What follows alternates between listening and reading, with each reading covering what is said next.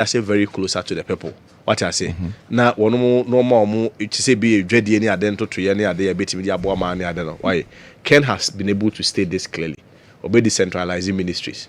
Or say our real strong at the Kuyayo, and or maybe Puntum. Wakase or better the northern part of the country into the food hub of Africa. What's we any idea? Or say tourism. There is a link, the link between tourism and socio-economic transformation. Our real announcing kita hundie strong at that tourism and your mind be a Dutch and your mind be a FAPMU. Those are the things it's coming to exploit.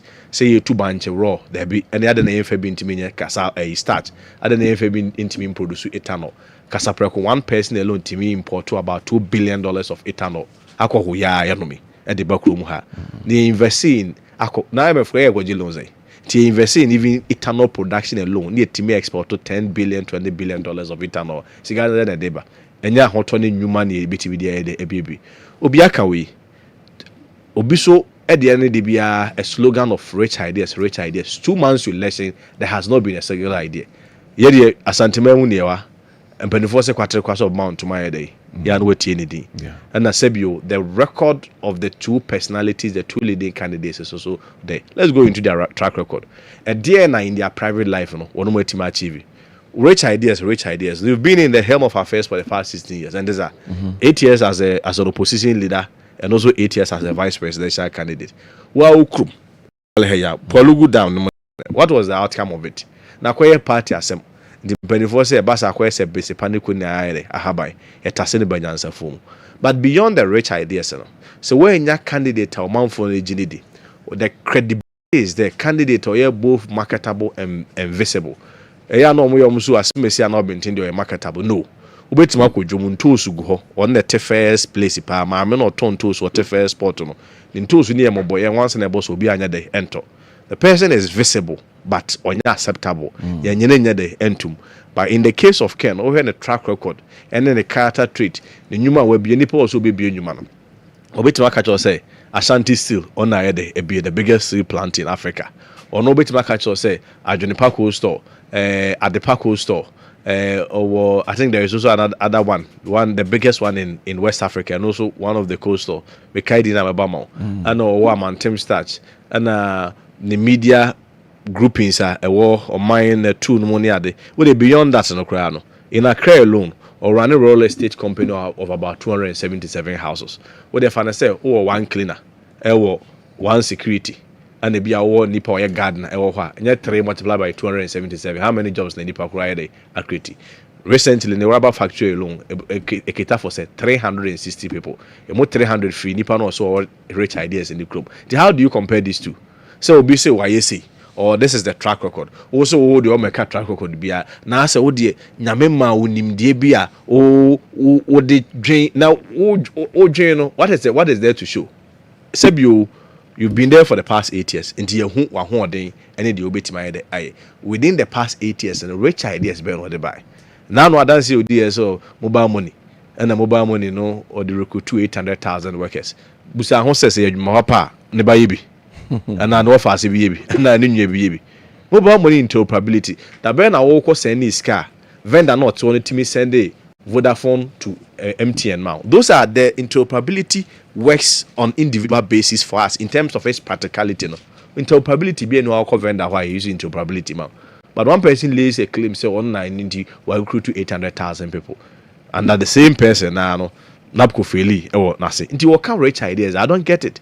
In any event. So rich ideas are, no matter how rich those ideas are, and so we need political power. The ideas become obsolete. And for so be any so, men are not broke with this. I wrote yes. If you have a con in person, say be our year day free in person. Obershono, Nabu say, be a bunch of ha. A book are not proud and panas, baby, our cotton womb. Ube is kind of who fin to. Because you name the eye because you have access and demand and you require the MP. So a political power. No matter how rich ideas will be, so where you will be a bit magic to me, our ideas and them. We are presenting a candidate and your ideas and Kwan or sell it. We are tired of the ideas. One and you're tired of the ideas. Krumha, Galamsey, you can say Kwabena never for Galamsey. Take your phone, go to Google, go to AI. The Kwabena never for fighting Galamsey. He will give you 1,001 ideas. our problems has been systemic. A problem is a day unemployment. What is the data saying? The data national service it takes a minimum of 10 years for half of that batch to get permanent employment. Our problems are always there. Problems, issues with your transport, your transportation, your bad, your healthcare, your bad, enforcement issue, your bad. Until the ideas, the solutions near the solve, they are always there. Here nipa bia as one of the ono person chese nyamia man adwenfufuro bia one no the best solve those problems. What we need is not ideas. What we need is pragmatic solutions and implementation. And that implementation has to do with the will and the discipline to do it. My team, Lanku said, "It drew a year of any say, it drew traffic light as ya. I saw red call ede uchem. Police need now call ede ochiano. Or my team, nipa take care muno be in murato forma. Nobody talks about it. Speed limit 80, one edi soda. Do you need ideas to solve them? You don't need ideas. You need pragmatism. The ideas are already there. The laws are there. No matter what is left is enforcement. Pragmatism. That bold and courageous leadership. Leader, no, na kwara ya di otimi hwe nsade a wo ye enye. Anase we ye dey. Obetima hwe e de pepepe ya to ba bia ye dey. Eda. Enye se bia obiti se bia, efa se bia contest de bia bronya no mu di rough. Na hontimi nka. How do you then have that balls to say, "Would be make it tough decisions?" So we don't need rich ideas. Bronya na babo ntaka se ba me has no authority whatsoever over him because ordinary and na there. So why will you include an answer over the number for Abronya Nemana? If be command responsibility, what I say. Nana Sante he and Namhui. So Nana him for Nibi or no monam, a could jabase, a bibia. Nasebi, they be also Mike so. No di hini we atem, no di president atem, no di software atem, no di Ghana penny for tema. Sana Sante hine and also a pamos and pacone finishing. Say in your community we know yade and antibio. That is the trademark of every great leader. A trademark of every great leader, you take up responsibility. Yeah, in Chamas our here no moment can say, "Oh, Santa Hindi, I mean, the quay yas a quatia kebadi, a mayor on fast, or no, What were you expecting Sabronia Babakaze? Hey, well, me and I abused the one so the way another. Was that what we expected? No, clearly no. But the beauty of now, let me compare the two leaders. I've been a friend at Lestete. Well, before I Lestete crowd, but I could be a very public. Mine be a friend who could join my answer. Okay, no one can hear program be or mine. Aye, now, I saw so for fake pastors expose ya no more. And that man could did Dr. Baumiatem. The following day, Ken Saken say, on the Dr. Baumia relationship, you're completely different. And on the relationship as also an employer-employee relationship, they're different. Or staying within the cycles. That is leadership. You are able to take tough decisions even against your own people. Now, Bronya Koyade, and you stand the ultimate beneficiary of the oil. Now, I can say, "What the Abronya, or me be as a message braba." Is that leadership? Don't do that.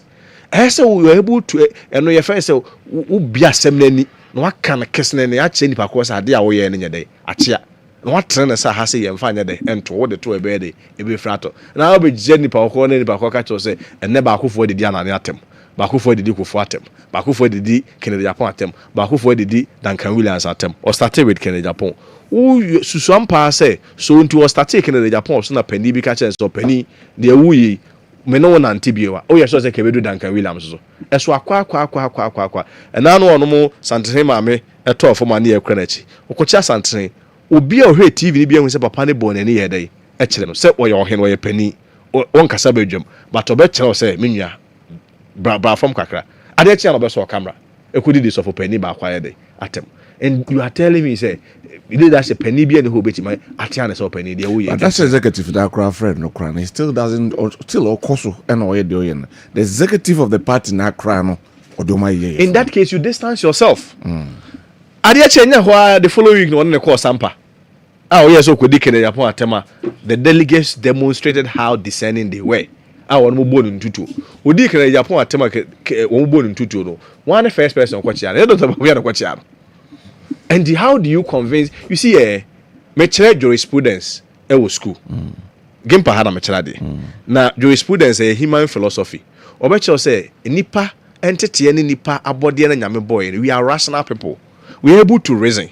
Inti me man say the hair question no enipa ntimi and place reason on it in who say ade ekui a benefit we in any person messing or can around here we can pretend we are able to reason. I wish you had time. Quebec was so bad, but Mr. Amo also time.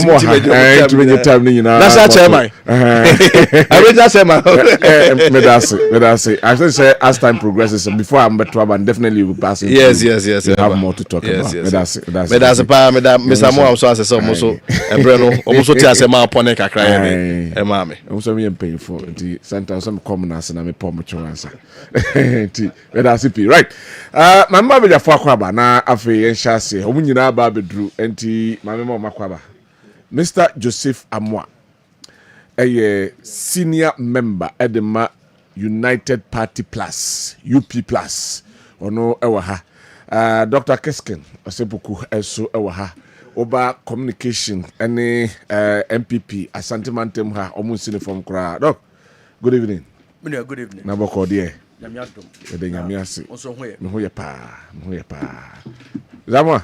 Yeah. Me ye no na chese wani abere wachiro nti mama akwaba. Na boko de. Nyamiadom boko. Ede nyamiase pa. Na ke obi ana mesra say ana wache me be 2 minutes bi. Sao. Na me dey clarify one or two things we are saying about discussions. Ba bi tima cha champagne. Mema aye ora ahia. Enso akwaba. Na ono so oba NDC Asante Mantem ha wo mu nsini form kura mpacho ndi eji so ndati wono ana so uzo presidential kokonsan yo de papa Musa mwasha kokonsan yo de Ababa. na boko de nyameti asi mo de die mo afrisani ede nyame asepa na mia menua Dr. Barnabas Amafo kokonsan KOD doc KOD na boko de nyame adaroma ho anu mani aji KOD se menua ni anyway mama sha sem free Dr. Kessben ho na mintie no so to me man 2 minutes no na regarding a year and similar na menua kwasi ka no ebi on ma a campaign I'll grant it maybe on ma as a party person me gidi say the kasana nkoyi the first one no can say but say ora baomia say or the ideas now say interoperability are creating nyuma na ne babe na ebi obebusa say nyuma ora Kennedy so create the constituency ne babe na ebi on constituency okay it wasn't respectful yeah what you say yeah ebi mo say any den won say Kennedy rapport run ho kuntokwada Rollins won say run ho kuntokwada what politics I say now what times and seasons na say anytime I obeys charged we are no they able to protect the ballot yeah me was Obama be president no yes obi ani edin orakofo won say kofo jambonti yida say won hu so share for ni pada exactly na o share abai koto ya elusu ye na obi a ogina galamsey so etuti MPP no and okoto aba megedi say na bato no be sesa obi a ogina boko conflict so e de to abeti MPP na okoto aba ebe sesa what you say ebio so ideas I believe say ideas and part if your ideas are as an implementation ora nkroma your bona baso pa kwame nkroma then no the bad na ideas na the bad e na wo ba mfa ho se wo na wo ska wo ye taxes na wo the bad into ni ideas are be implemented wo ye be manage taxes na be no man akoso de bia so say here national development plan national development plan e den ideas so a pragmatic solution I say in ideas you have pragmatic solutions I'm like me as a policy person it's just semantics just until you can I say it's the same thing na woka in a different way anyway so the biadam of banukuta a great transformational plan ideas so what are you talking about anyway it will be a politics no ampa oraken and so sefata as a party person Uraba omia esefata brane champion sefata Kwabena Japan sefata aduchum ezo sefata oja se ba yen hwe ye kasa no ebie ye hwe kasa no bie because in small Kenya if you have to flip all these things backwards ora Kennedy so no ye board chairman wo Ghana Gas ideas pragmatic solutions be ni be no de ba ho transform Ghana Gas. So we should be careful. You have the party at heart. Thank you very No, we much. should be careful. Anyway, me and Zumi enough for any komono a ye na yenka and somewhere and there was a ye do home komo.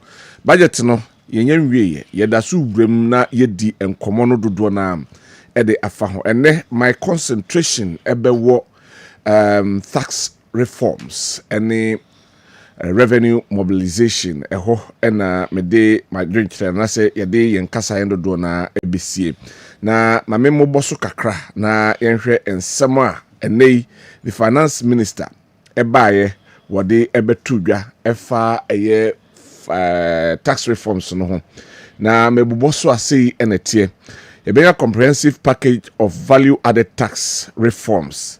Now, the attorney said there is a repeal of the COVID-19 health recovery levy and the coupling of Get Fund and NHIL levy. Now, Oko Ehona say VAT na nkasano said the worker no repeal we anache say you better so by 1.9%. First now 21.9%. And they so about 20% and increase in VAT registration threshold from 200,000 to 750,000 and also a idea and no EBPM the repeal of the VAT on mineral exploration and reconnaissance and also extension of zero rated VAT on local manufactured textiles until December 2028 nanka or more amnesty to 2025 in December NNA or sign Eddie Ebiabe Council and Konkodi 2028. Reform on Income Tax Act to address inconsistencies, simplify the law and align with global standards.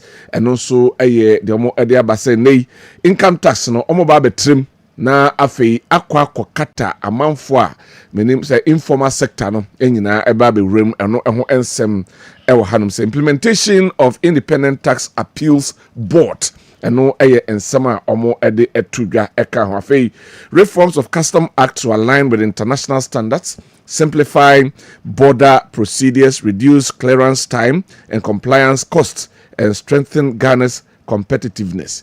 And no border no ensensem say amanfo timi faculty kwan so o port no kra no chance bi o ha nema no mbekraba no enye ho duties and the taxes and the omutua and they omo the machines and nkro ba ebeboa na etimi addresses sa enema no afei reform of excise duty act to harmonize street broadened the tax base and promote public health, environmental sustainability and fiscal responsibility, including expanding coverage to carbon intensive goods, plastics and sugary beverages. We so taxes ni ebi ebeka one ye anonie ya and sicheni nema wo mu no afei plastic products and kroneba no ehon so ombehwe ho esem na omo edi edwuma no.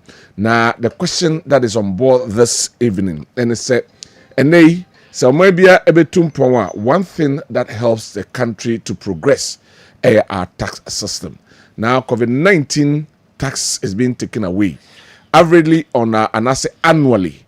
The COVID-19 tax give us around 3.7 billion Ghana cedis and no echo.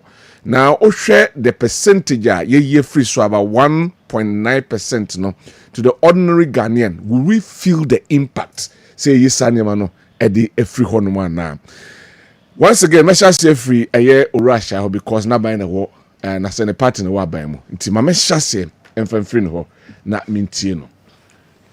Kodi medase na memfa enjia mabusuafo ni yanum a ehia wa ha anwumre ne omo hwe ni omo tie nyina so ehia wo mo ye da nyame asese wadom ye nkwane ahode na moja edi mo afurusane se senia odi kan no Ghana photo samfo me ankasa menua ato force in doctor or the Ghana akonhoma boss ka ye friend no budget no aba betudwa mrebe se enan a ekonum ni na yesi afine wo so na ya yedie enti en ho nkomo na America kra yedie em se da me ba programs wo the punch no yedi bi ho nkomo and then so udi bi agu nsani ani se ye no so ni en so no ni en hwe ba bi a yede befa enti ni gisem se yetwa enkomodie ni so KOD oman economy a ye ka no etise nipadua edurumi bia ye ko hospital a ye say ye ko hwe ye blood pressure ɛwɔ soro anaa ɛwɔ fam sugar level ɛwɔ soro anaa ɛwɔ fam ne nneɛma ɛkeka ho bebree sɛnea nipadua ne teɛ saa na economy no ɛteɛ enti akɔhoma sika a ɛyɛ afimpim yenu ne aduonu nsia 2026 dia aban foto samfo de aba no ɛno na sɛ Ghana economy ne yɛ nipadua a yɛde bɛbɔ ho bra ama yɛahwɛ sɛ bibia betumi ayɛ kama ɛde ama yɛn enti adeɛ baako nso a yɛdi to na ama wɔn ma bia ho ɛyɛ ɛto a yɛgye ɛne dwumadi a yɛde ɛto ni die budget no ɛyɛ tiawa ɛyɛ sika a yɛgye ɛne kwan yɛbɛfa so ɛbɛyɛ sika na yɛagye ni nkyerɛkyerɛ mu tiawa ɛno no ɛyɛ income ne expenditure na except sɛ yɛde bibi na etu saa na amount na policy ne nso ɛto aso enti NDC aban His Excellency John Dramani Mahama yɛnim pefee baabi yɛpɛ sɛ yɛde Ghana ɛkɔ because KOD yɛwɔ susudua mako bɛyɛ sɛ aduonu nsia 26 a yɛde hwɛ economy bia ahoɔden sɛnea mesi yɛnka yɛ nipa yɛ ni BP ɛne ne ho keka ho no baako ehia wo mpa yɛ de ɛfrɛ no primary balance yɛka primary balance no a yɛhwɛ ɔman bia sika a wunya ɛne dodo a wudie na yɛyi wabɔ besi a ensihu a wo so otua de ɛfrɛ no interest payment no afrim de ɛbɛka no ɛyɛ positive a yɛsɛ ɛyɛ surplus ɛyɛ negative a na ɛyɛ negative Bra Dramani Mahama ne NDC aban eba titire free December 2024 aban no eba NDC aban no na eba abeba no na primary surplus a MPP aban no edijaye no na negative 3.5%. Na kire se MPP aban na ba omie ne Akufo-Addo eda no no sika ebeka aban ne nsa no odi ma ne broso ama ekosene fa negative 3.5%. Primary surplus or mujaye no negative negative yeah surplus yeah negative 3.5% yes yesika na edi amane bro so de nya no wo de wa dwumadi adidi na akobro yesika nya no so koyi interest payment free mu se na medi kan chirechire mu no a enti ye 2025 budget no ye de ani kan che se ye behwe se ye primary balance no ye betumi anya 1.5% positive. This time enye negative positive benyan faso nti by November ya be budget fufure no na your primary balance no yenya 1.6% na just ba kun ba de akire na akire pepe se o mensi ka de e ba ye ho no ne se ne ayedi no ye de ani aka nche se ye ni ma ne mmoro so ne mo me be krakra ma aboa Ghana man obusa ayana MPP for no busa question say if that was the case mobile no so the scar munya ede bo aban ho brands and mo read mo budget no then na hifa na mokofa asaska no e free say e ba ye nya totua aban no sha ase Ghana fo nya totua okay ti no kakra na moboabo ano na wonim say the friend open market operations say bia aban to treasury bills no kakra so aban ye nya ye okay because oni me be ya adwen say NDC aban we ba ye no bosume du baako ni bosume du mu ayewe aban no mo be sia mfiri amano ne da sika ede bo man hu bra nyina ye sika NDC aban ne joma ma ofafiri Ghana ha ya ti de omo kase mo ja about 3 million wo aye some accounts mo sinking fund and some accounts na no ba mo hu bibia sa o ma nya sika bia o sinking fund all right o ma nya sika bia o ba bia okay enchirichiri mu bi be ho achire for the sake of my listeners enti na person yet tisanya man is the reason I like these discussions enchirichiri mu bi ho ha me de beba menim say duru Kessben so be pre ne ho aka mpacho mu ya no say onye nuru no ho no me say me dey oni tumi na be sanjire tumi na ba so let me move on let me move on let me move on endi no me ka ma no ne ase ma no ne ase me ka na domestically so wan kan ho ase na me ka me say amanone na na me kan Kessben na me ka say aban no flow to me ka say aban no de or flow to treasury bills. Treasury bills are basically a buying a ball on call for. Some make open market operations. Oh, the Bunyan Jamaica, Missing Besso, but I mentioned open market operations. We can open market operations. And a man can't be seen in I'm speaking economics. A barman on the or can you cheat my way and come up and a bar.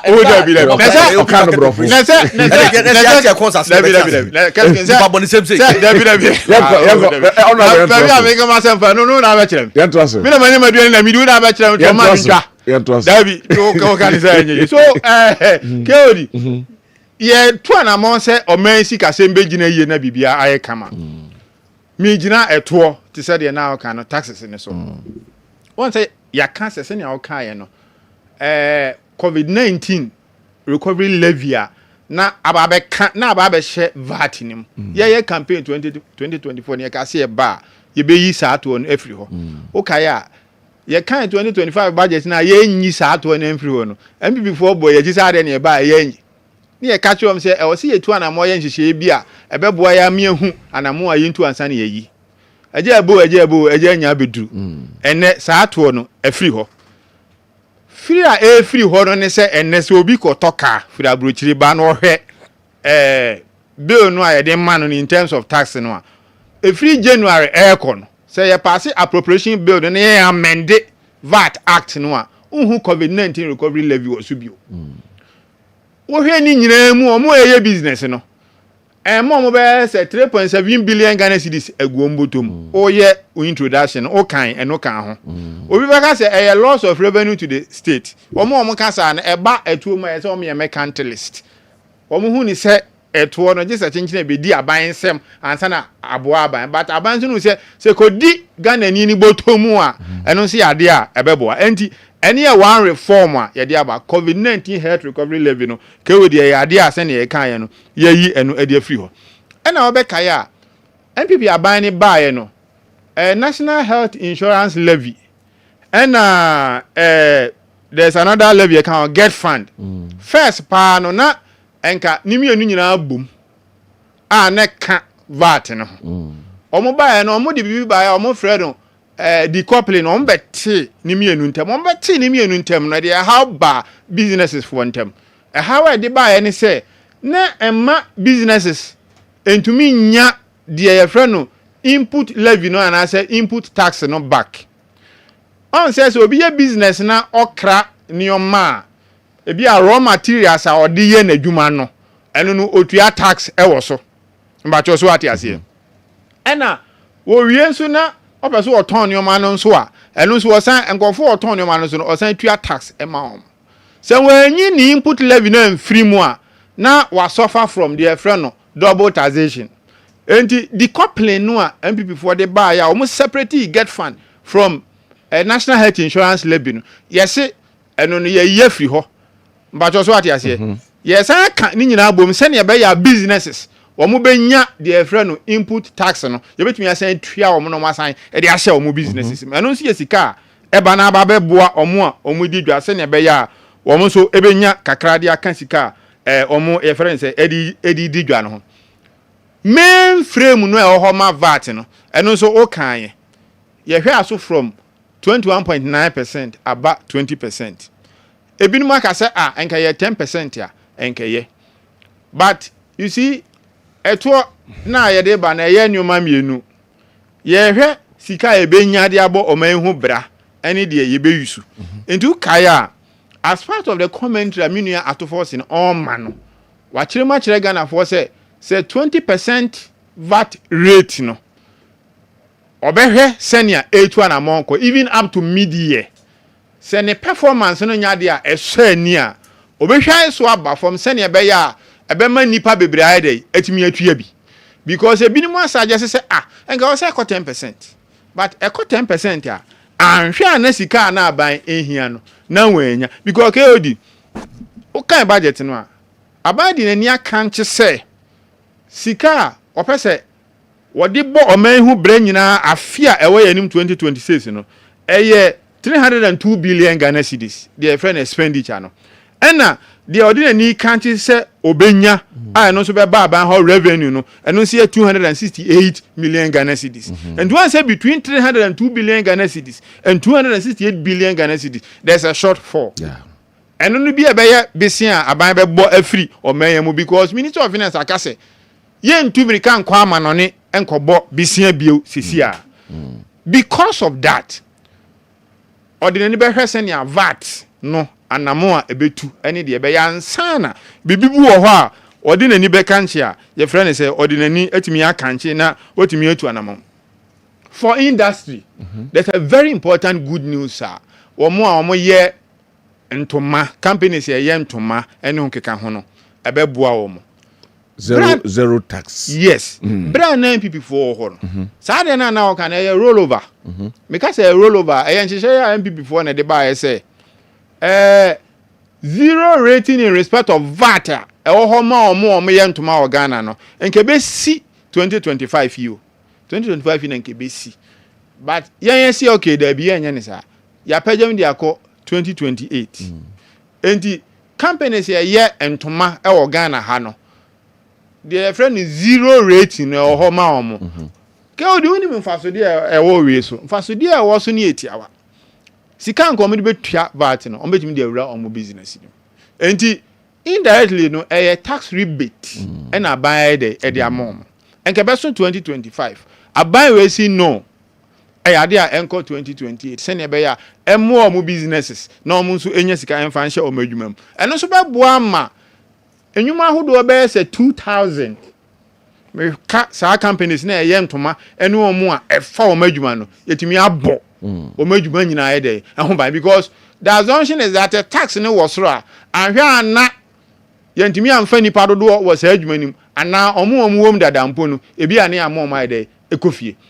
Enti the empese meka ni se aban no etu anamon a tax no de to obebre yen na asan di sika gu industries ni adwumayefo botom so otu sa anamon na our revenue measures or they support taxes na opese oje because you see say opese oje tax no na oni anamontu a ode je a nya de obetumi age tax no enti o kan budget bia so a person tax reform or tax reform no the revenue measures are there atato se na be ya ni nyina be boa no na bibia aye kama o man panyi to ndamani mama ban se wo miemu ahwese obi a wo so tua to obi a no betua the broni friend compliance entina Minister of Finance e ka kire se bibi ti se VAT ni rate no na ni di akire because e drum bia rate no so determine compliance edumi bia rate bi wo ha e wo suru pia enkofo nya dai entua na e wo fon pi nso a sika wo se e ba no so no entimi nya dai emfa ma enti won se edumi bia na akoye besepa ni koni ha hai ye kotase a sebe na ye tase no nyansem e ya de aban behwe aban be use technology no de ahwese titru cross border trade wo mu a etu anamo de nyoma Cote d'Ivoire Burkina ne ho keka ho wo mu to oje no ye betimi de nhihye fufura ya technology aba betimi aboa ma saato no ya je ma sika bia wo sa aban age no wotimi age na waji ni ye waka tax education any nyoma bebiri a eka ho but ke odi ye hwe ade we ye e very very important one who say meni o kasa sesi e wo ho sometime around June and Fitch almost okay bra na MPP aba ho ne ye to ye punumu wo aman dwa so se yentimi ma babosia bio yentimi ma bobosia bio ne na kire se ya bobosia ma besia amene ya ma yesikasam ne na nkokom ayemre na moment is aban ni o mampanyi jondamani mama ba ye no yesikasam na nkokom ayadini bio a so mo de o mani kanche a yensikasi di no keka ho na ho de ne ekosoro enti Fitch for instance omo ayi free the friend risk default that is yesika no yesika bi a enya de agina ne na so yesika pasa pa every where the bad the friend B- with the stable outlook say okay yesika sem na ko o say yenimu ye yenimu ye ye was stable outlook okay but abaya ka say enya nu nti na okọ ewi ase amansan adwa so akọ akọje besia bebre you see edua agwagwa na nsidi ye owu ye ntekuma won tena se anyi mframa bisia bo na ma MPP fo anim gu ase na o ye na wa rapport man na hey bra bisia bo na ma MPP fo anim gu ase enti di aban we ye ne se ye sika ye de no ye nye sika ne basa basa ye ntem sika nkosi national cathedral ye mfa around $97 million nkotu amna menso to ayema na bibi ti say national service scandal scam more than 2 billion Ghana cedis go for nwi ani kakra ye benya ne ye hwe se ye di wura ba bia o se ye dey ye di wura na ye di ayadwuma beboa Ghana fo nyina se ne be ya ye economy ne be gina ho ye na ne nankokoma ye dey ayedi and clearly where your tax reforms are e ma yen sika e na ye revenue measures are ye dey tato all right na ya hwe se ye disciplined ya hye ye ho so se baby o say disika ne fa no e ho na mampanyi John Dramani mama ne ndisi aban disika ne fa se na be ya di ye yoni mpuntuo ni nkan ko bebre Ghana fo na Ghana fo enye didie wa amanyosemfo mu se ampa ye to abama mo a sika ya de mama no mutimi de eye de enti ubusa me a sana be kan ye wo mu nyina ni na me ogide ma pase propaganda ne ba me se nya kwan asa ade nya mai oso wa shase kan me se ogide se propaganda ne ba me se nya kwan asa ba amra Mr. Amu ho ansan maba Dr. Kessben ho na menti sama yo me da spa yiri se o man ne ye chichire to man chichire so de kwan bias no niema ebitin abo o man na sie nyina ehwe na eye na ye ka budget ho asemi niema kakra bo ho a be pese me de be ka ho so ma mkwan a budget na ho na nyina ye sika asem no but before e be call no sa number 0548029035 here United Party number over so you can reach us on that number. If you want to join, 054-802 9035 to be a person over per person only an antibia Shibomuno.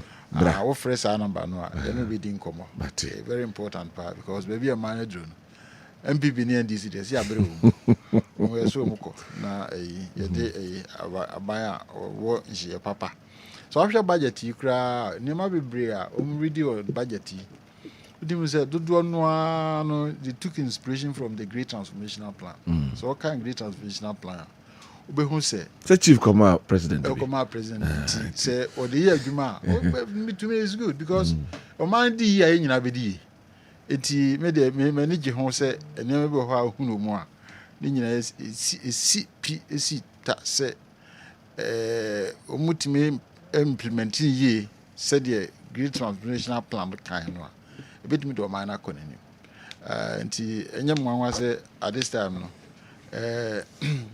ubia ana manfo bo mabaso kakra which to me is not bad na ba ko America ho say me yi makoma recently there's an incident be say Nimos accident be see say Nimos no ma almost budget $150 million cedis.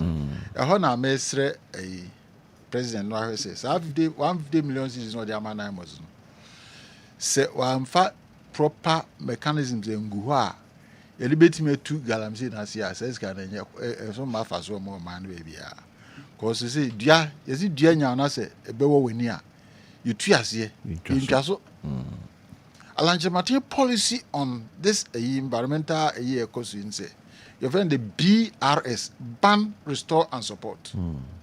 Say ya banne galamsey no na say ya nhwene and restore niema assess and san ya babaka ababe ni na say the ye konu ya say we fa hanu ya fa we fa hanu ya fa no enkusi hwe ye ka say ban total ban on mining total ban including large scale and small scale baby say yeah be ya dey total ban on those and you know what it's a basa akura o GSS kura betima control galamsey because ya ban wo ko kan ya ban o won ko na so no obi ye na say obi de onya e be dey na wo do aka say on de o ye bienye say de ko sa na ye obi o ha ye so on de onye and as baby on de otimi ya a de otimi nye nti sɛ wodi sɛ sika wei nyinaa kɔ a ɛmea mu ɔm kɔhwere mu ka awurade mfo mu kransie but ɛmea sɛ yɛanhwɛ yi a yɛbɛbɔ ka gu kwa ne yɛnya hwee mfiri so with this is our approach here I take it. I don't think it makes I don't see the logic in it unless we all think say this is the time we need to have a total ban. We ban and we restore the Neiman access and then we support. It is as kind of do come out with I share with unfortunately. The other year back one meka. Afei budget no mususu no over the big push we buy on the other things infrastructure developments be and so and then there's this road here on express road, a very laudable idea. But why would the president put sika nyina kakra ejije nyina akowura sa project sa road we see so obey invite private partner about the room say what kind of sa maintain so what kind of sa there sir so I can't say there because also be partner with private policy normally. Page 14 on GTP you see you have design and apply innovative project financing model such as BOT and PPP to finance public infrastructure projects and thereby reduce government capital expenditure. So there's a canoa ya giano. Ya timidi bia ye nkurasi akwa no a ye no obi anya interest mu no. Ya ye se nkurasi akwa no ya na be makwa we kura ye popular. Ye na be ma ya no so be boa ma inflation kura ba because enua no bo be fo say ka timi ko ba bia ye dua bode ne banche ho easily a driver ni no on timi toto bo num se de ope obi aso betimi akwa fa bia ba ne nyese ya twa bode na gu kwa ho ka ekwa ne nyenti ka ntimi ko fa kra na egu na apro ana okoduru ho no mo a ebo obebo wo no untimi ebeduru hanan boy den food inflation so na it drive a lot of the inflation ayi ni nyina nti ya no de mesre se o man na nin ko se on fa yesika na mom on pe bosia se other local or international na yama omun fa meye na tol na sisuo no omfa nyi omusika either on BOT or PPP na emma ya honto because o ma 3 years old be we kwa me bomba is bit me because ebe bo apa ebe reduce you know by 50 kilometers Ghana ha oh say there be eno kwa de menyini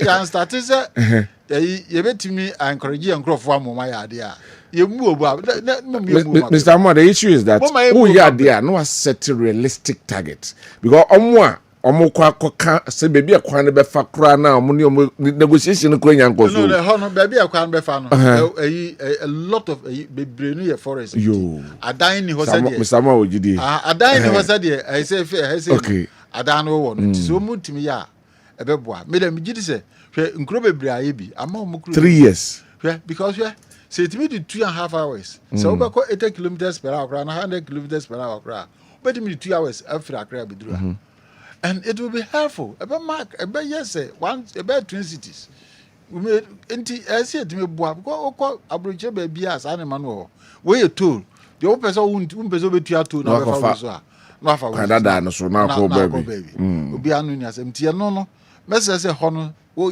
momani ko na mom o momfa o ma private sector mrem na magi tool na yesika kakra won yemfa nye iman because great transformational plan no ideas no de buy no se obehwe no de no ayedwuma ebema atima ye nema easily obetima a quantum leap in a lot of things here wabobos no nyina within the shortest possible time the no ya de America then yamra afa no yeba ne awo kan ye so about tax reliefs and tax reforms no hwe se VAT se ene aye adwuma tua VAT ni egi VAT ni ayi no so hwe VAT no na ye free bi ayi tax on tax cascading tax on tax because na me hwe back me was see ya okoto ade bi 100 cedis otua NHIL 2.5 get fund 2.5 covid 1% na ansa na ade abekan you know ansa na abeji VAT 15 yan na ma o ya na compounding no na akwa duru 21.9% no it is ye free ho a obi a ho be hare no ye free wa ebe ma calculation go easy because se see anu said na eniema esi cost ne said the VAT se ma esi tete nkrofo no menyini say the best way in India na ye ɛna ja well in Kumase. COVID is COVID are we free or to me is also okay because at the end of the the tia COVID was more moka. The tia guzu tia na sabre ye free on ma to me is very good. Enti ye no ya de ba ko bi say why ya ebeboa. Afi ade ba ko bi mu a why ne compliance na bese to me is very important. So say o kroma say no nipa bebre fa kwan bia so na edimi vedi tax. The question is how because and they say kind informal sector now, how will you get them? Informal sector and digitization e betimi the digitization obi a organa card so organa card na say organa card e de link odwuma wo ya bebi a wo ya be hu that's it organa card and AI abai say linking to AI na yi AI board ni na say me call UK ana bank bi ana omuye mi ni omu ye di nkomo no ache asem ba ko pa me kan ya meeting ye no o ma ro bu bibia no o ma cancel Let's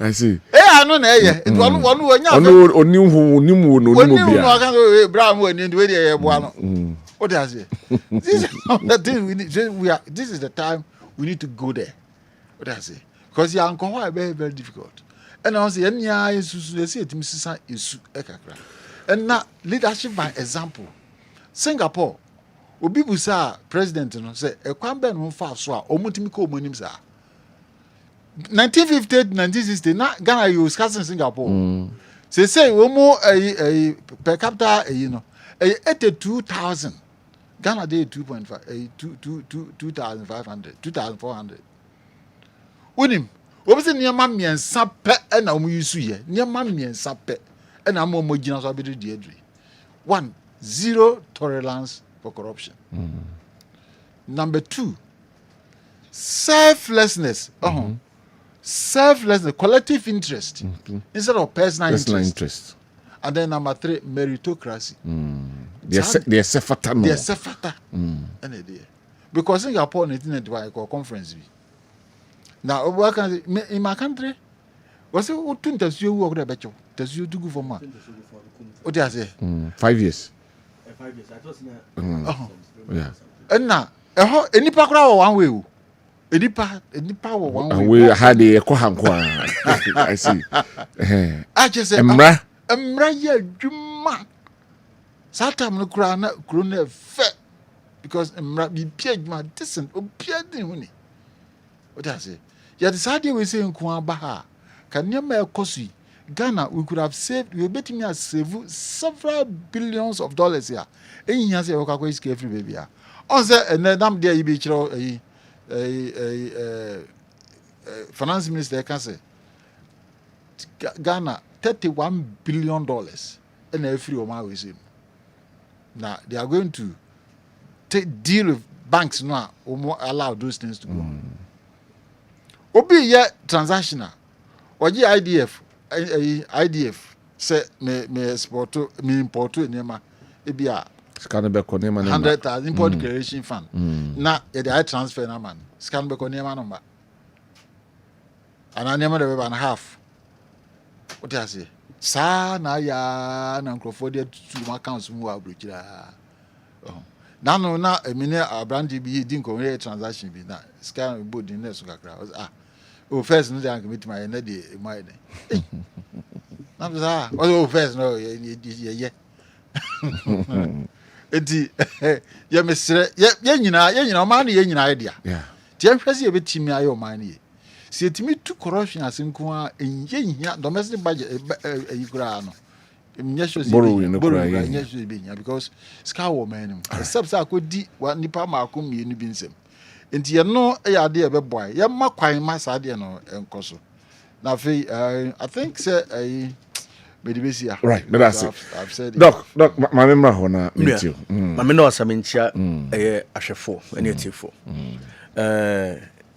Meda party mpanyinfo nso ase mechia the former vice president Dr. Mahmoud Bawumia machia memenia panyin Dr. Matupoku Prempe JFK ene Odeno Kokwapia the incoming national regional chairman na na metie me nia share do be answer say nation no kan mani age do be so as a propaganda no I'm about regional communications officer media dey here ona say media dey definitely media and one hojbanam guso e no hojbanam guso e na appointment no say boys no munya appointment no many girls no adwuma wo ye no those is here share no ani abre no ani ayeko e do there then the akai girls na no tete land cruiser mu no the make can say we so mobi Debbie enye ma me come asem and I mean can tell John mama say you okay so appointment and how you silent make us match your moody ye didi jaw onko fon didi jaw make us mama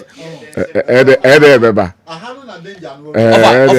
over ade o me say over let's be true to ourselves no can say and then me nua panyi o timi nten a we lecture o salary say jump be dwane akwa appointment no miss point I mean making it say ampa also you qualified to serve Ghana in that capacity. Yes, you have the capacity exactly to serve. It's omuna social media can ya sort of ma we so to be na me kan asem ma we campaign ma over now ma me nko ensem ni bi so me focus kese on Asia but one or two things Fitch a report on the buy omo upgrade Ghana economy no reasons on my 99% of them are based on DDEP arrangement domestic debt. So and yes Mahama buy no baby for so why they be ask the be say so disingenuous obi anim say aban bia baso fra the first year no especially say o bana say obi IMF arrangement bi o ho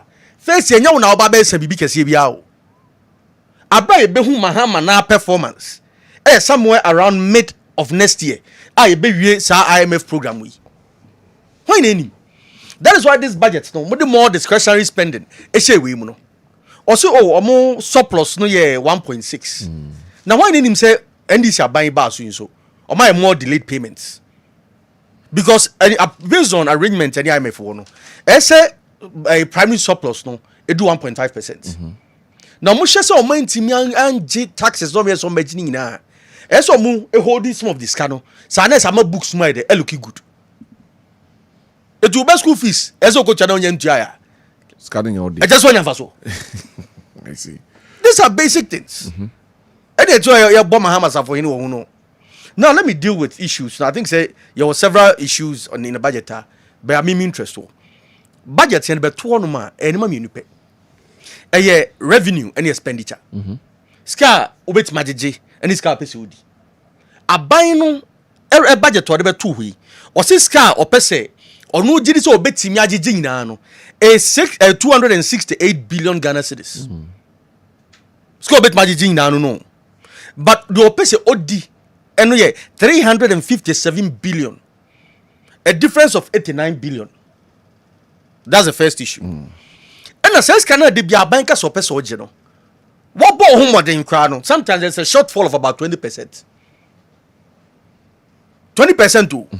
It is budget our end for 2025 car no amount they were able to collect no I know a bit do a thing be na e be kona wie no na hom na be 200 billion and then we ska omanya ni bibia no o ja say it took us budget 268 e mu say hwa mu be 50 billion bi de untimi nje e be ka we hu a roughly esa buying finding another way to finance about 140 billion e be siabo so o tell me can say sa be siabo na aban ebo no okay eye o my job online na there's a story bi o hodoma almost say aban yi e ba hofro na in the first 7 weeks na be siabo 59.68 billion Ghana cedis ade ba ko e ma na yehunie say if say aban ebo be siabo domestically it means only businesses Mr. Amu na be competition obi anso person odi ne besia no e ma aban dan so odi ma private person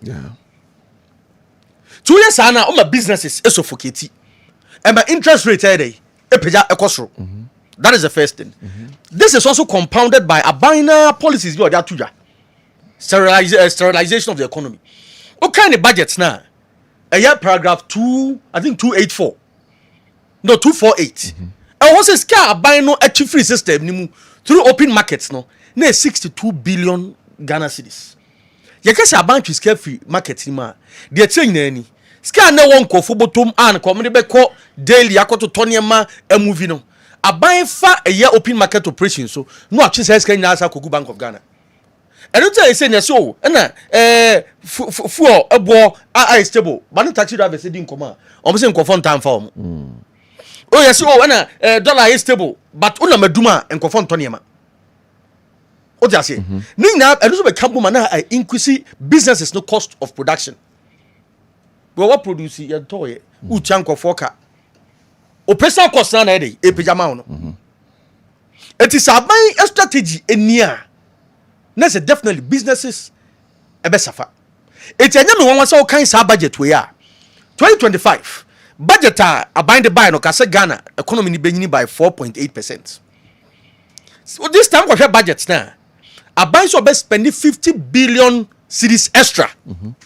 Opese oye nkokon ketekete oye women's bank opese oye or this can because 24-hour economy mu opese oye a Greek whatever for economic progress or the 800 million e kwese mu ba hwe ni nyina na o se o de nyina beka ho economy de benyini akọ 4.9 na se 0.1 pe de beka ho. So if say we spending now we nyina we repeat the same thing na be 4.8 now be spending extra 50 billion na no 0.1 eba question ebisa ne say sa niam na wo so be spending no what is the real impact of sa niam no on the economy. It's all baba be a Greek whatever for development wo the 800 million na ko sa Greek mu a ese ehun in terms of development ese ehun in terms of growth GDP and the be create nyuma no na 0.1 nyuma do say be create.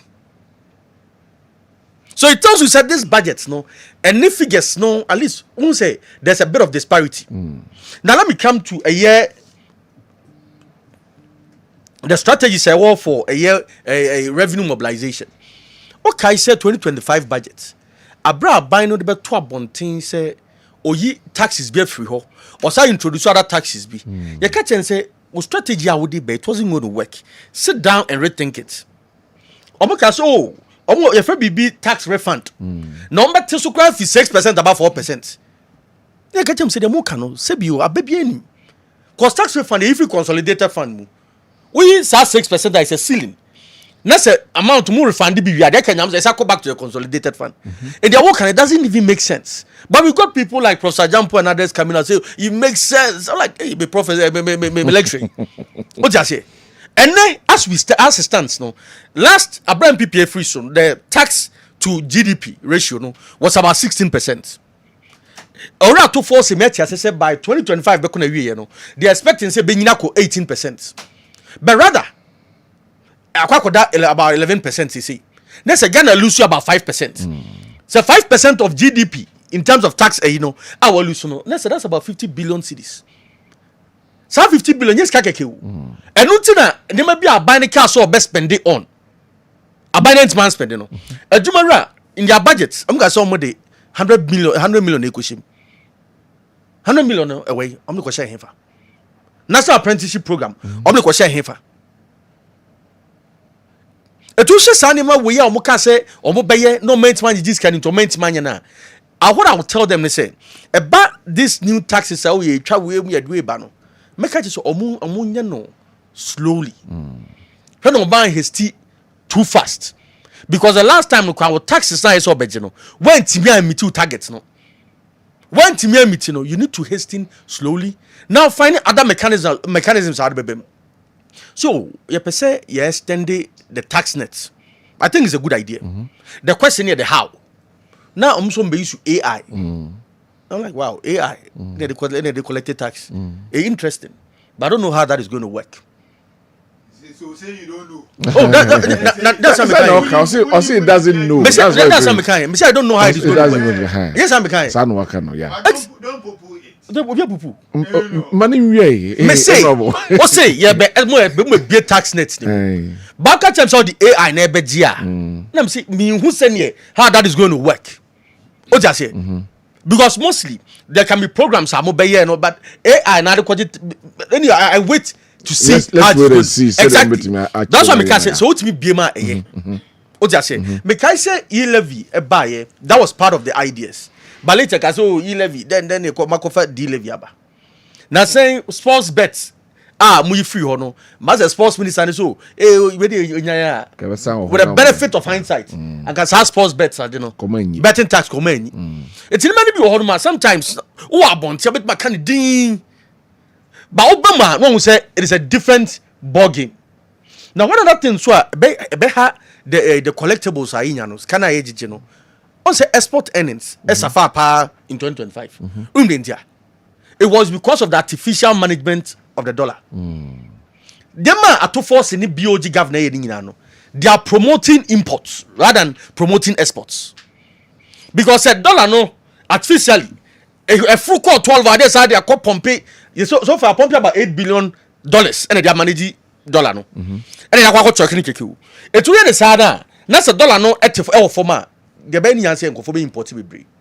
Or more exporting they'll be losing money. Yeah. O just say and I say a collective yes for say the crowd will change now. This can be bar over than this can be than Ghana's can. Now say budget a year we know. We say still now to them you need certain amounts to fill in. When you some amounts now, then the plan now we are me base saying the development we are me base saying the development we are no. After we are any day in ye. Now let me deal with the one last thing. And sana me on we know. Okay. Abino plans be oye 1 million coders program. Teachers that break program. Okada. A great for economic transformation. A Jumara. Them can somebody say 37.5 million akushim. And another apprentice from the 21 million akushim. To date, me go so I the first person a Jumara benefited from it. Just as that 37.5 million no. Omo man wine. Omo de yeden cause abra near question to forcing abra be reading a mid-term budget some a media budget I can say amount we no say ade onya hwe we are not spending no the first reason or the buy and list or the buy and say no I was spending this amount on a juma and national apprenticeship 1 year down the line almost like 1 year down the line benefits say few more by the way ya say simple so that's what 100 million we are all watching him right. Lastly, and he said, this idea of a year loans, Minuaka say, a buyer and I own call the foreign market. No, but obey local markets, locally no bed generators cano through bonds. Says Ademano. Majidi said, so ye no sir, obey her private sector no, and private sector no, and they anchor the economy. This is a passionate appeal, so Abani should rethink the financing models. That is why in the course of the campaign period, but me can be. But Ghana for brand here, say we say that I offer, and so a similar thing be in another way. Or say Ghana, you know, and you be bia nessa buying and a financing. First, the bia your taxes a bed general. I feel baby, ya bro so ana 10% pay in it account. It is so per se usikana unyana no so owa kwankra. What you need to do ne say so making sure say budget be the following year no embro 10% of scanner with me the previous year. Yeah. That way the bia no and fall on debt. Yeah. It means say ni many be on so this time government ain't being financing. So my private sector and financing. For instance, yawo bibi on my goods and services. Bibi on my projects. I saw this thing very well back in Canada. Brother me master so. Some of the major roads no, they were financed by the banks. And the banks now to see so. The on profit at the end of the year na government so saji. Wa tax a few more. No so no must tell music no. So we can think of other ways to make sure say certain projects we offload them to the private sector. Ekoma private sector crown activity side dey akosro am development dey akwa faster.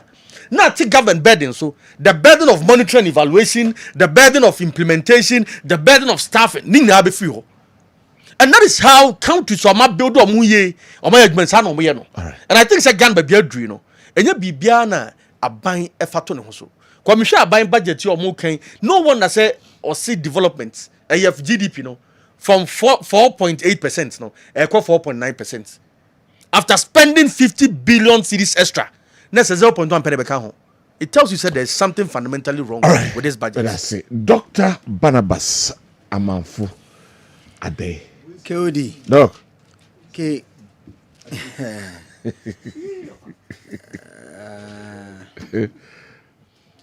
Mami tiwe. Yeah, reforms na revenue mobilization. Yeah. KOD, I think say me position on budget there. Nyame anim nie.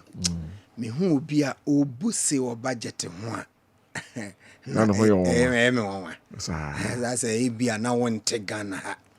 Nese wo hwe Professor Kwesi Butchi na utie kwampe pramo na obitie osafuma afom ne ban redumo a besi na the opa yenkofa budget yenya na okurum ha na se yesinki di so anke da so te yentwatwa ne yehu ye de ne yentwatwa se di so anke da so te ha nti uti ha 2025 na ubo budget hu sa yenya instance yasoma committees onko ye adwuma na ne report no it means so the AI actually actually kama ya generate amount ya test a run party manifesto ye free be similarity index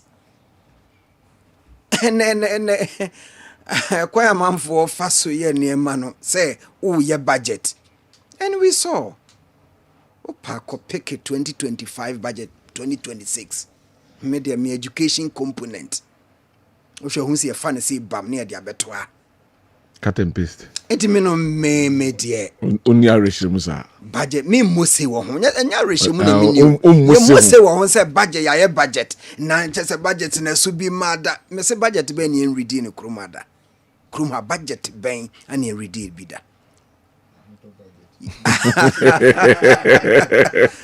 match ya ready ye ready bi na we be ka say ye ko hen kuzi sen and for me dear me when it comes to budget they say born me mobi and me mobi nso da ennemre kra enne party meetings ni ade ye chro action minutes nti ya say I don't am interested etimeno medimani na ebedi akiri you see in 3 years beye dear friend expressway Kumasi Accra expressway eti eno na yedi ebedi akiri se ye kosen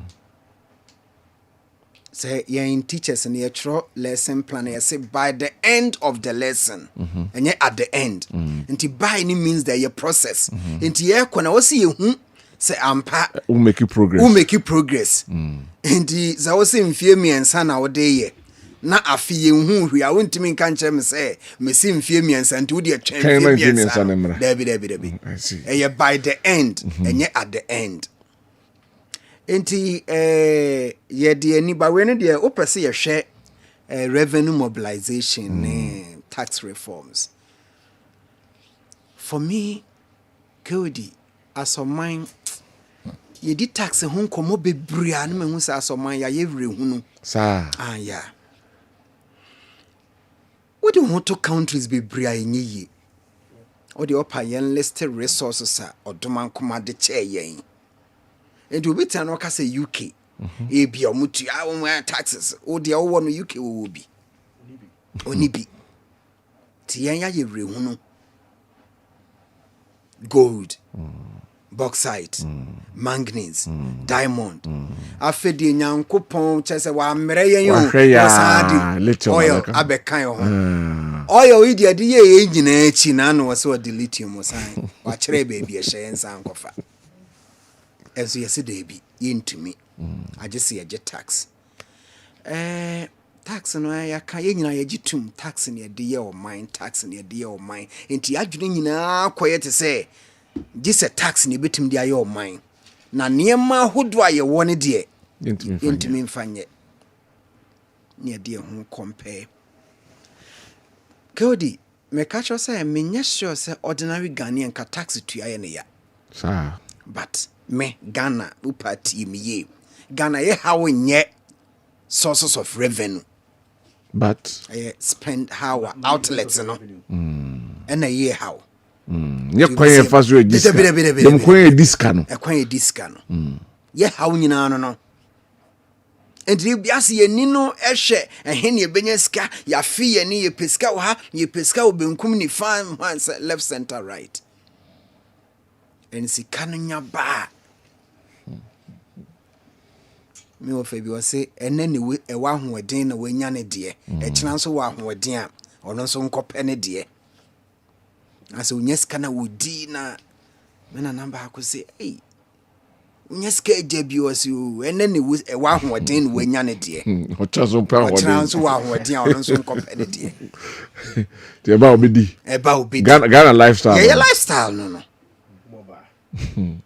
your lifestyle eno no na sika scandals and hwan go the hour see free here. Sometimes I wonder say why na your budget man bro your revenue no expenditure na ya na your man bro your revenue e benya no so.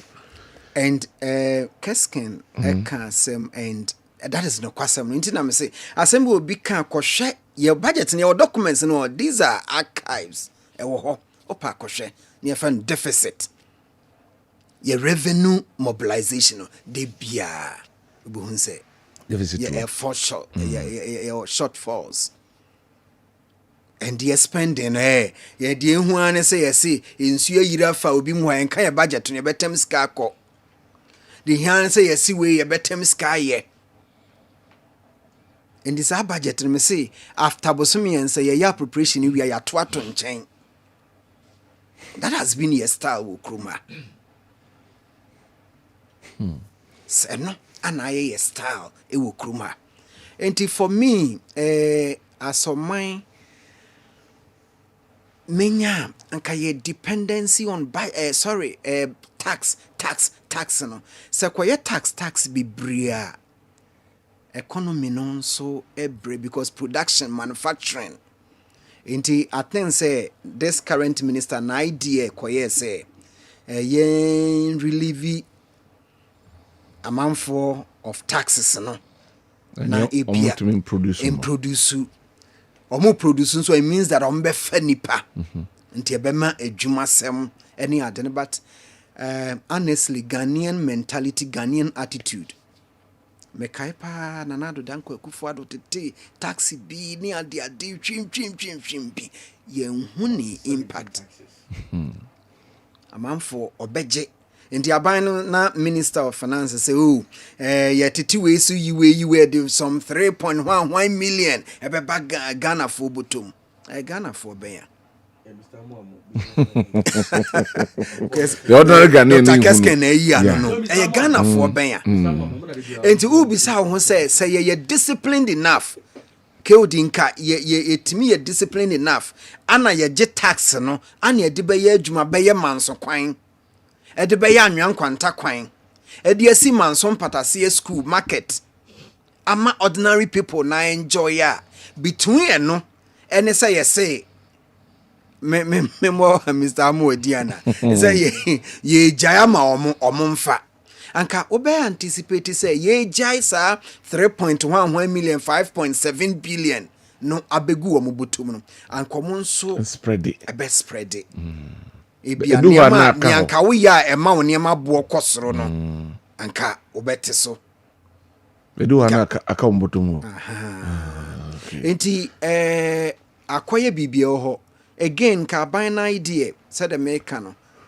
wo tete sa niam we nyina so no nanka ama omanfo no ho ahenhan wo mo but enye sa na be again KOD yebesa bisi echi as most of the taxes na kakra na yesi ye free ho reforms no nyina kakra na hwa abeye na ye political campaign intimide bia meka no in administration your friend taking the box ye ka se ebeye say yaye inti se ye ka se ebeyi covid 19 yeyi se ye ka se yi levy ye ba ebeyi yeyi You can say betting winnings on betting. You can say be ye. So omo antrasen hwe whether the implications are Now because there's because they kind into yes, yeah, be into yeah. Until your friend taking the box. Until no check it. Until checked. Your crew has an akwaye. Sana akwaye inti because we share some of the taxes na abaya over projects we share meme sector education so we so be double track we share the budget quantum of money na fe we say we kateka KOD Mr. Amweni omo say bad business ko hwe budget a ya ready a Minister of Finance anka say ye be expand tax net so this freeze ko ha budget if you say many Fred they be am to budget be am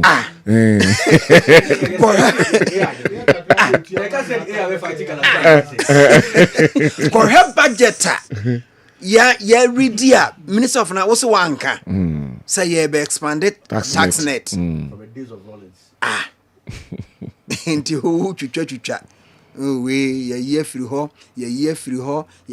ho me say be san back to us opa kill me to anim ha ene da ben 23rd November enkosi next year sabre ni nyina etiase na saban we introduce tax for 22nd me say yema ye hu enkosi next year sabre na saban we introduce tax for yes ye hu ai mate ensi okay ono na wase mayi we yafiri ho mayi me se aban ni ntumi or the tax for beba intina ne kwesi beko no nkoye akapoma okona nimba akon no aba na chimiensa eya Ghana aban aba de atwam de beba da chese ye ntimi ensua emfiri sa ne ma we hu na ye movie on yes ye be ye populous yes ye be yi we nti ye yes ye be ye say nti ya because your resources ya mebubu din am fa ya nkosi hwe nti ka gradually ka Ghana for tiase e be complaining but once you be used to ye tua yes ye free ho yes ye twa we mu na ye ready but in the end no yes and the hwan tax aba yes and the hwan aba ye be san fa haji abra ye hu enti KOD me de I think say de maka no me yi nyina on budget me heli budget so onim de e friend budget ye heli budget so utie krum ha no wa follow your trend pattern ye heli budget. Okay. Dr. Barnabas Amanfo and our ten kano.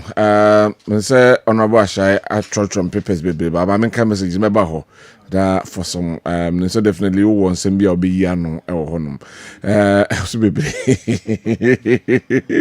Good evening, Kyori. I'm Isaac from Takwa. Mahama and his party guys think that all Ghanaians are gullible. Prior to the 2024 general elections, Mahama dishonestly said that when he comes to power, all the illegal miners who had been apprehended and incarcerated will be given amnesty. The last time I listened to Mahama, he said since he came to power, more than 1,500 illegal miners have been jailed. May I know from Mahama if all the guys they have arrested are Galamsey kingpins, as he said in opposition, just to bamboozle some Ghanaians for votes. Okay, let us say for your message, Adia Brain. Good evening, Kyori. Please tell Akwesi Kwarteng that everyone who was part of the Nana Akufo-Addo government or administration is part of the MPP's defeat in 2008, including him. He was a spokesperson for the Ministry of Education. Honorable Vincent Asifwa was a spokesperson and defended the sector so well to let Nana Akufo-Addo win in his second term. Ken couldn't save his seat for MPP, therefore he's a failure. They should do clean campaign because delegates are much more discerning. His candidate should humbly accept the defeat in January 31st and join Dr. Umia to win the general elections. Okay, that's it. One for Odin Amma. Thank you very much. Good evening, KOD. Let me pick this one. Said, good evening, KOD. Kennedy insulted MPP party that we are also don't know how he joins NPP party and how can this network and need to make kind. Good evening, please. All the contestants are no match for Dr. Bawumia in this flag bearership contest. The sole leading person is Dr. Bawumia and is the only candidate every well-meaning sympathizer of NPP wants. Kwabena Owusu Dankwa and Oduwe Abren. Good evening, Kodi. Solomon Jagri from Kunsu say, we are now experiencing better Ghana. I now get to know the reason why Ghanaians give the MPP 38.2% and Yano Krama 41%. Nana Addo and Bawumia came to build their party, not Ghana. That is why Nana Addo, was telling some constituencies that they did not vote for him, so he will not give them their share of the national kick. KOD, MPP is the party builders, and NDC is the nation builders. Okay, that's it. Solomon Jagri, Benji when Fancy Seria, as watching live from Fancy Seria, Sunyani Road. Greetings to Honorable Wisdom of Buama. Truth must be told, and this is the best for Ghana and also Ghana's hope. All right, that's it. Kyori, can a Japan's man in your studios was completely confused? How could he say pragmatic without good ideas? Ola Aguna ena Oduwe Abraying. We as say Ike Ewo at Tebubu. I say good evening, Kyori. In fact, I'm really disappointed in Kennedy Japan's communicator in your studio. If he's talking about insult from Abronya, then he should first advise his boss, Kennedy Japan, because when it comes to insult, Kennedy Japan has insulted all elders in this country. Bawumia, the Odyssey, and okay, yeah, that's it. That's the end of your message. Good evening, Kodi. Kindly ask the NDC man for me that how much has the NDC government borrowed from the Bank of Ghana since January to date? Also, how many taxes have the NDC brought after taking MPP's taxes away from Wachansa, Kenya, Samai, Noduwe, Abraying? Asante Desi Kodi. Many of my penny en yagene say we a tour ne. Na wasane atete eto no biso da efri say Ghana adwadifo enye won anya wadwene say opete wotete enyoma so da enti mfaso biere eni so say obeyi ama ana obetete eto no so. Okay, yada say asante de ede eno no mempiki be tupe na fe yemra we. As good evening, Kid. My name is Mr. Andy Oforidako from Eastern Region, Abonse. Please ask President Mahama for me. Did he pay utilities and house rent? We are suffering in Ghana. Dumso is back. Okay. And also Eddie, I don't know. Golden Boy and us from my point. Good evening, KOD. Actually, Ghanaians are very enjoying the NDC government. You see, the economy is very good. Businesses are booming, and inflation is also good. This is the first time Ghana has single digit in terms of impact. So the MPP candidates and their so-called serial killers should stop talking and shut up and let John Mahama move Ghana forward. And also at the last one, na Memra Studios ha. We as good evening, Kyodi. Whoever MPP will bring as flag bearer, and this will win massively in 2028 election because President Mahama is performing extremely well. Mr. Katz Achuma Nrebehi Ena Oduwe Abraying.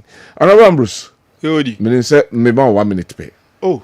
Aye. Ada what time yana? Men town. Made my town. So me no. Made my town. Yodi. But for the time in try. Madam ya ya top person ma I say you VAT reform, tax reform, and different revenue measures. And I want to manu a Kessben or to Brumusa. And I want to manu to Brumusa. I saw we obviously over Oh, Debbie. On say, send yes, I didn't engage. No. Also, budget. I mean, sorry. Oh no, me say on my tax can now wait my no. And it's kind of starting from the shortfall gap net them and how to even finance it. Debbie. So me person me can same way say ye meheli Dr. Barnabas ye ma ha meheli budget or maybe we are CBI budget or maybe a budget me Martina Europe da or maybe a budget enti budget the enya di o man bi abeye e na we budget a enkyere say di wo mu nyina na obetumi aye ade ba ko say nyina yete ase enye nnen ne ye be budget ya e kyerɛ ye kwan ba cho say ate ase me pese no na tiefo nyina na obi a ate ase you see Kessben wo see NDC aban no ba power first no within 7 weeks no borrow 59 billion Ghana cedis sa se mo e buy ma ye anu but em say when you propaganda hunte fa na pesa o say no and I say I'm challenging that evidence no you see that story we buy na catch o say engofo ato treasury bills MPP time 59 billion Ghana cedis ni nyina no na mre na so say o say aban tuama wo na omu rolling ni back ya. You can't call it a new borrowing. It's the same figure. It's the same figure. What a treasury bill? We're running back. I come from where they are buying. I don't know because a treasury bill near Sika, a buying a new borrowing. Ebio, what's it? Your friend is a face. One more rate on the buying is because of the DDP. Again, I no. Now, because I can't report now, my better. You see. Domestic debt exchange KOD eno nche se omode bisan boy na acheye de kan se bisan ke betua ni na ye pia kwa kire se mire but my name so utie the Bank of Ghana governor here Dr. Siama he made reference to the DDP no say eno ka ho bi ena ma ana you see wait mama nchechi e kan DDP kan o hwa ye ka e betua ye mfa nche The key reason, okay, a whole lot of things. Yeah. But the key reason amongst what he said, he say, see the nanko komo because see the whole year, I brought dollar by 29%. Yeah. Dollar na ho de come from see the no ekosoro. Enti a car ye di data. Ki ye bese san see the akotɔ dollar na yakotua no. Sa how na free so enti me ne wo ka say, wo be hwe a. Ye debt to GDP. A move from 61%, buy about 45% because CD not appreciate it. Because you can piano in dollars. It is the key reason why your credit rating is cost because you can't deno. That's what because CD not want cost. And not entirely because of the domestic debt because I can't any idea betua. Say 100 years you cry near piano kwechira go di betua. At one point I want to make clearly say the betua no there's so at this particular moment that's what we're talking about. No but I can't impo they are in dollars. Especially those are in creditor countries are range. Okay. Don't we think say can I dollars no? See the now what they are cost into dollar component na ba form. Ama ye can so at. Me no ga say your national debt is 632 billion Ghana cedis. I from 750 billion Ghana cedis. Time no ma kan so rem kakra. Na Kessben san ka kire o twa ntro a kire ye nyina. O de ma me reduce ntro o tro de okoi o de o mini anya numpo. Minya nu yakura ntro de okoi. Say oka kire say ye tax to GDP about 11% by 2025 when in fact 16.8%. Because 16.8. Yes, 16.8 you can check. The budget said it. You can check. So what I say and the point I want to make is this. Mo budget ya mo ye and no na Ghana for here ya o me de to abadi tia mo amokoye. Mo free power afekura nyamai. Mbacho say dem make what ya say. Enti nya na mo be kire say mo wo bibi pepe bi anka wo say mo ye dem mo ye. Me last issue ke odi me pacho. Kessben say on tia say you expect a revenue of 302 billion Ghana cedis. Na your revenue 268 billion Ghana cedis. Na expenditure 302 billion Ghana cedis. Na shortfall bi o. No. I'm talking about the negation of the figures. Okay. Shortfall bi o why no o say your bob besin ato aso. E dey na enwanwa fa tebiasa ho. O pa on kan omo 2024 budget omo de buy. Mo project say mo expenditure by 226 billion Ghana cedis. Na ma revenue 176 billion Ghana cedis. Shortfall in Kessben na mo ko fa free hin. The same thing I'm count has say me ba we as Ghana hanum. De bia ye budget. Your expenditure no exceeds revenue. No. So na me say say okoka he ba me man want to pick example say yen NDC for yen tisa. All right. The American say me ba. The American say in 2025 your budget yen say until me can define your primary balance. A key indicator in how much we spend and how much we get. Say yeah, can say nke ye dey na 1.5 positive. If you say benya 1.6. Move free power number negative 3.5. And will be our Ghana sika so ye tinitini sika no. Ayen this ye MPP. Thank you very much. Dr. Kessben, I'm too. Na after we are. I'm running to enter in the next topic in the class. So yeah. Debts na se for. Me fa ne say Odeka $20 billion. This is in respect of the me come and say Odeka $20 billion. Odeka in dollar terms $20 billion. Now we see the why there. Until $20 billion so. Debbie. This is in respect of what? Let me answer. Very economics in the AE. Don't be so vague. Explain this one. That's what You have the platform. Me say, Ghana a cow, you know, a can $20 billion, for instance. What can I say that? Yeah, just now okay. What's it Ghana? Yes. Currency eye strong. It's a your debt is what. Let me ask a question. Say, what the car in dollar terms $20 billion? That's a $20 billion no. And a car would day and for. Okay, would day. That's a say see the why there and the $20 billion as well. Me but two was say Asia. Oh, two was say good. Oh, Asia dini. Let me say to Nipana wouldn't cano. Nipana wouldn't cano. A car wouldn't ask Sakana would. But Oba, the nominal terms so back within all balance one. Never say the amount of best when you home so. Yeah. Isn't that the point? Yeah. It's the other man who casts dollar terms a cow this what. As a man, I can say. Oh, question Mr. One. Oh, question Mr. One to Miss Tini. Yaka said Tini. Me say, oh, they make up $20 billion. I know so they make up $20 billion. Locally, and I will see can why when you're home for so. What you say? Because Obe says car crabby and they have $20. How can I would demand and say? I think national debt in this. They making it to the issue is that you're all on the same page. The issue is that who seek locally no and no nyam for so. But making $20 million. What was I saying? On the same platform. Let me deal with other matters. Let me deal with other matters. Let me deal with other matters. Me say, honorable please. That's what I said. Me say, make Casano. Me say, Oshe gap a desk will project so with magic. Any scanner will pay so dinimo. Budget which I said difference about 89 billion. And the scanner they be out in the crown. It means mostly on average. Oh, you can say.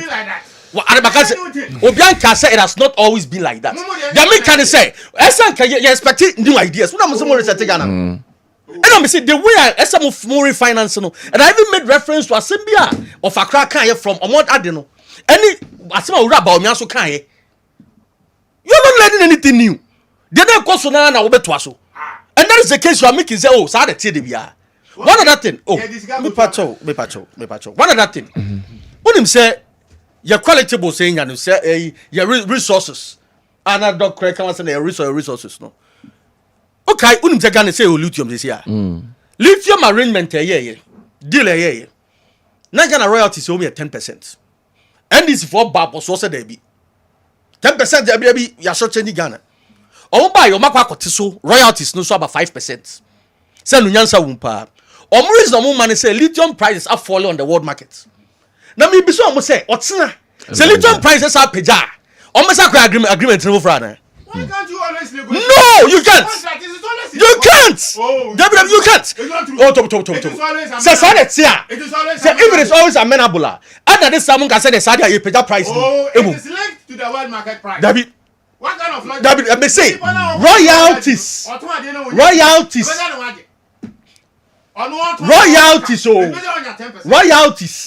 What percentage now they do royalties? Say Anglo Gold. Ghana royalties. Me pacho Ghana. Tobo. Ghana gold. Mutonyi Anglo Gold. I know me. Say Ghana percentage. Gold ebo kosora. Yes, price. Yes, a percentage. Gold about for man. Yes, what was the last time? I said that person can. Uno just sign a deal. Not deal to approve for 50 years. You will say, after Mr. Kwakwa. No, boy, a chrono. It's a bad deal. But that's it. Doc, I'm to answer my Samuel Yama. Don't want you. Ya faka ba ode eyi nyina ma politicians ya ama me name Mr. Amu ayanka bi. Yanko. Love it too. Hey, Mr. Ashia ya ka bi ma o. Love it too. Command dia no ayedin. Ode second India o say ntimi nto aso. So bet you have comment, no problem. I think say no dey very brief say. You will be a friend of discourse legitimization. We will person test or man for ne posa. When somebody in seminar beto public domain no more share man for nudging. For me, President Mahama so dan was sunda ye. Na adwene bi anase idaye ni mu no. Yaye ne say or yaye say on call for another term on tinani. I'm telling you. And entin ana making enti inkomodie no ekoso no inkomodie me obisi obet tested law. We are talking about law here. Also obet tested law no. But yatina Ghana ho bia ka so nko bio a wakobi open. Yes. Entina make us a friend of discourse legitimization. Ubonse ye de atum na yesa na to amanfo na to amanfo adwene aha. Enti and the American no say what dan was Sunday ye. But the politician mun ya ma doctor nkasa. Na bibia ne say oya aye adwoye nya adwene bi say wonya ono ankasa ntene ni na onye honorable just allow him ayamo nipa na kofa bayo ayamo nipa na kofa anyway we are in Ghana. We are this now. We will tell you. Is that what? Dr. Kessben,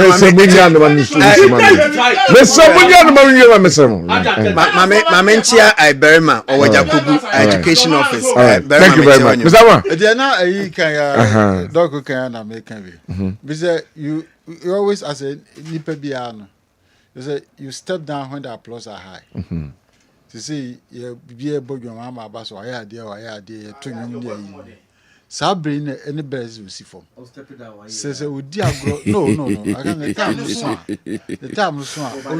Now, don't go by 2017. Who you? What the Saturday always say, yeah, or the new gas never come. So, man, crop for no quite, then crop or man, crop for no quite. And mom, you said you may as one barber test, yeah, we pause near here. M1 because I didn't know the band. I'm a man for withdraw. Such a statement, TNO, now no other station being quiet, just I can. And if I will bring me tea much in Nicomodia, I'm a man for we bring. Respect, you know, more my mama. So, drop it, very careful. It really man who's here. My number, Mr. Mama, number 054 802 9035. UP. United so I'm your vice president. 054 302 802 9035. Thank you very much. But that's it. Yeah.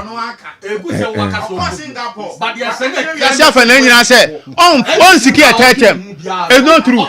Yeah, and this is for Dr. Barnabas Amanfo. Thank you very much. Ono lecturer Amstead, Dr. Kessben, communicator Edema, the New Patriotic Party. Sanso and Mr. Joseph Amwa, a senior member UP Plus. And Afi Honorable Ambrose Asha. Samuel number no the 2 Jan. After MPP primaries and a man for Befrep. So anyway. Yeah, sure na the no SC messages in to me kind of chain for today. God willing, and the next time we'll be meeting again and we'll be reading them as and when. Madam Megana shake me the bro ne enyumre me din edi Kwabena Owusu Dankwa. Ene eye esiedu boa for Frederick Apino ene friend no eye teacher ewo Barekesi Senior High School na ene birthday. Apino baby awo bia no you will show happy birthday. Yes sorry. Na dwumadi a aka no etimi atoa so de amaye. Bye bye.